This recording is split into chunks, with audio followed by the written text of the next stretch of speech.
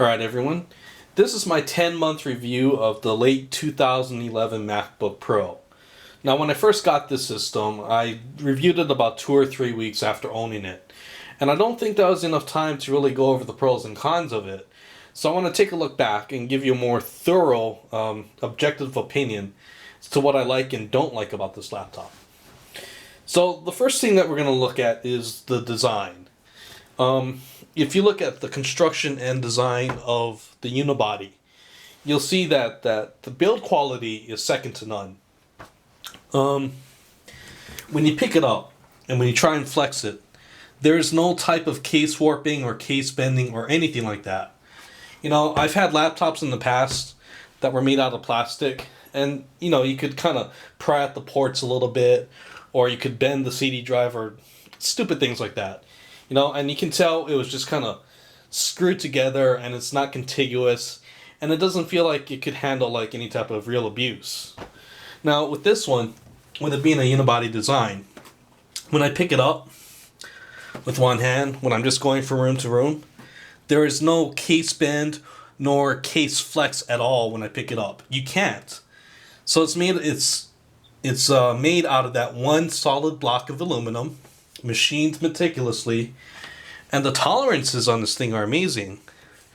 I mean, if you look at the ports here, and if you look at the amount of detail between like or the fineness of the cuts in the actual ports, it's like there's no wiggle room, there's no give to it. You can tell this is a finely machined unit. So build quality itself is second to none. Now, to go with the con of it, the aluminum itself is prone to scratches. So you really have to baby this thing to make sure it doesn't scratch. Sure, it's solid and it's rigid, and it'll take a certain amount of abuse, but at the same time, if you do not put it in a case, and if you don't treat it very gently, you're going to pick up scratches. It is amazing how easy it is to scratch the lid, or how easy it is to scratch the bottom. So if you run a key over it, or if you run some coins over it, you're going to scratch the case. There's no way around that. And it's just the way that they chose the aluminum, and the way that they chose to anodize it, I suppose. It's going to get scratches. So if you're a pro, if you're in the field, you know, I mean, I don't do that much with it. I compress videos with it. I keep it in its case, and I type on it. That's all I do. So I'm not really taking it out to parties. I'm not doing DJ stuff. I'm not doing video editing out in the middle of a forest. So that's why my system looks pristine.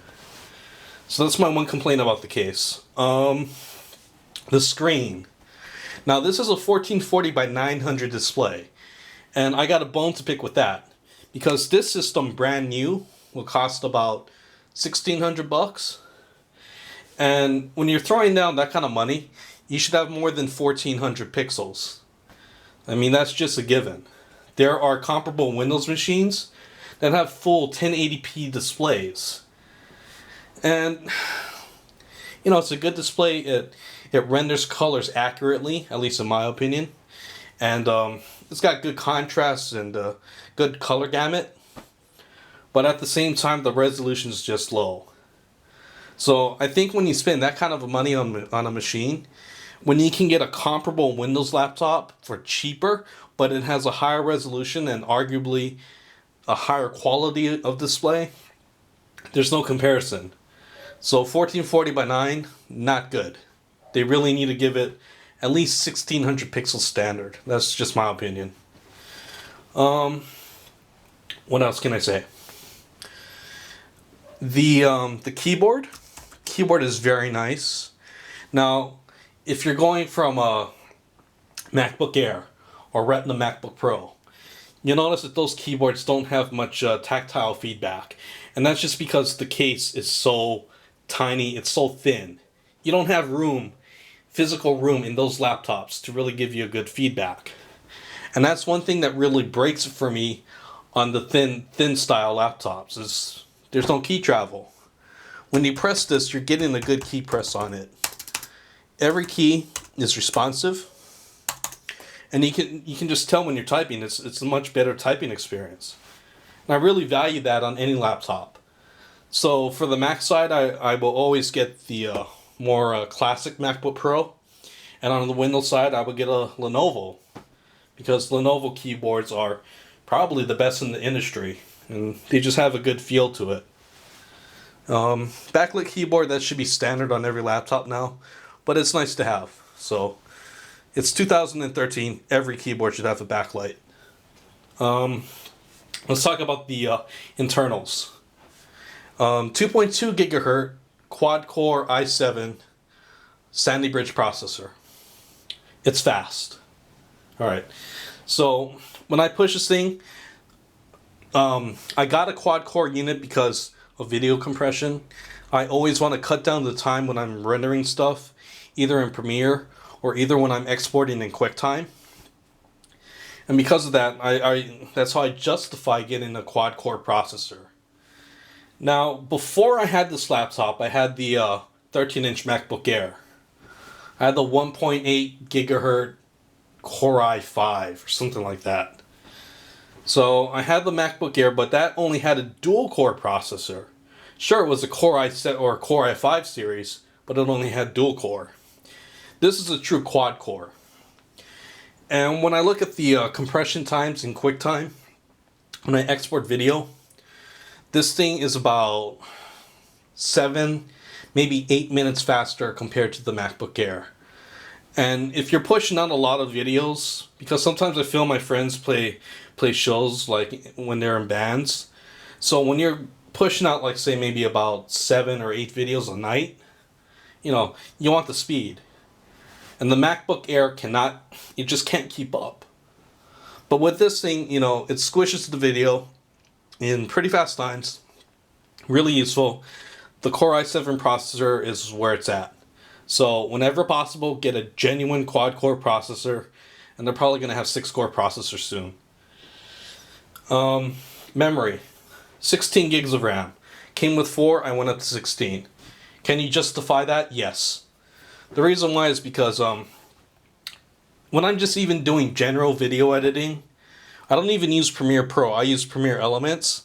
But even when I'm using Premiere Elements, it's I'm using 5 gigs of RAM just on Premiere. And when you combine that with, say, iPhoto, and you're trying to drag and drop music from iTunes, and you're just doing all kinds of stuff, I've actually gone past 8 gigs of RAM in use. And I'm not even pushing the system. I'm just using it normally. And I look in Activity Monitor, and I see that 8 gigs of RAM is being used up.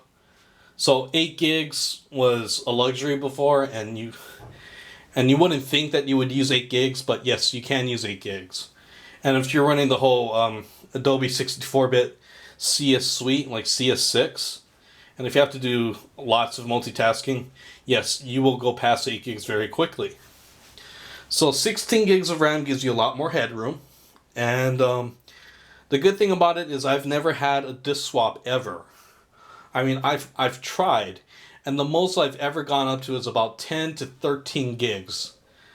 And I still had like 3 gigs left over on 16, right? So 16 gigs of RAM is a must if you're doing pro level work. I don't care what you're doing, just get 16. The memory is cheap, you might as well do it. And when you do that, you're not going to be swapping out the disk. So it's really nice. SSD. Came with a 500 gig hard drive. Pulled that out. I put in a 256 gig SSD from Crucial. It's pretty fast. It gets about, let's say, 500 megabytes on the read and about 261 megabytes on the write. So it's not the fastest SSD, but it's a stable SSD. I've never had any problems with Crucial. I always go with Crucial for my upgrades. So I haven't had any problems with Crucial. So they're a solid company for me, at least. So boots up fast. Does mount to Lion. And it's, you know, if you're going to get a laptop, buy an SSD. There should be no reason why not to. You can get a 256 for $200. I'd say it's worth it. Now the thing about this is I have Windows 7 installed on the system. So there's my mounted line partition and I have Windows 7. So I have Windows 7 Professional 64-bit, and for whatever reason, when I install it, I use up 48 gigs just on the base install. I can't get past, or I can't, it's going to take 48 gigs. Now, after loading some applications like Office and maybe some files, putting your iTunes in it, you're going to get up to about 60 gigs. So 60 gigs out of 250, you're left with about 190 gigs, but then you got to include the operating system, your applications. So you got to consider that when you're doing Windows 7, the bare minimum is going to be 60 gigs. So keep that in mind when you're partitioning your SSD and how much you want to give to the Windows side. The graphics card. I'm not a gamer, and I don't think I have any applications that have the graphics card. And if I were a gamer, I wouldn't be too impressed. This has an ATI Radeon, I forget what it is, it's a Radeon. But it only has 512 megs of video memory. And the proc, or the GPU, is 2 years old, 3 years old practically. So, you're not going to be gaming on this. That's the problem with Macs, they're not meant for gaming. That's just how it is. The graphics card is almost pointless sometimes. But if you do use applications that use the Core Graphics Framework or Core Video Framework, then you will be utilizing the GPU. But in general, most apps won't take advantage of the GPU. Glass trackpad, and let's just go over the glass trackpad. Now, if you've ever had any experience with the trackpad, it's probably the best trackpad I have ever used. Now, the OS X driver on the OS X side, for me, it gives me the right tracking speed, and the texture of it being a glass trackpad, you won't get tired of using it. It traces everything perfectly. It picks up your finger movements. You know, you can do the multi-touch stuff. You can right-click and do all of that stuff, and it works out great in OS X. If you're going to do this in boot camp, if you're going to be running the trackpad in Windows, it sucks. That's when I resort to a normal Microsoft mouse. So the drivers, when you go into boot camp, when you go into a Windows session on a Mac, it feels kind of janky, you know? Your power management sucks, your trackpad sucks, the backlighting on the keyboard's not as good, the backlighting on the display is not as good. I mean, you'll notice that like they just kind of cobbled things together, and it feels like that they really didn't care. They just built the drivers, stuck it in Windows just to say, oh, we can do boot camp. But it doesn't feel like they put the real polish into it compared to OS X. So if you do have to use Windows, get an external mouse and maybe get an external keyboard and you'll do all right. But if you have to do serious Windows work on the road in a portable session, then it's not the best. So those are my thoughts. That's my 10-month overview of the MacBook. I think doing this now gives it a more of a objective feel to it, you know, because I've had time to play with it, and so hopefully that helps out. And if there are any questions, maybe I'll make another video. But yeah, I guess that's about it for now. All right, have a good one. Peace.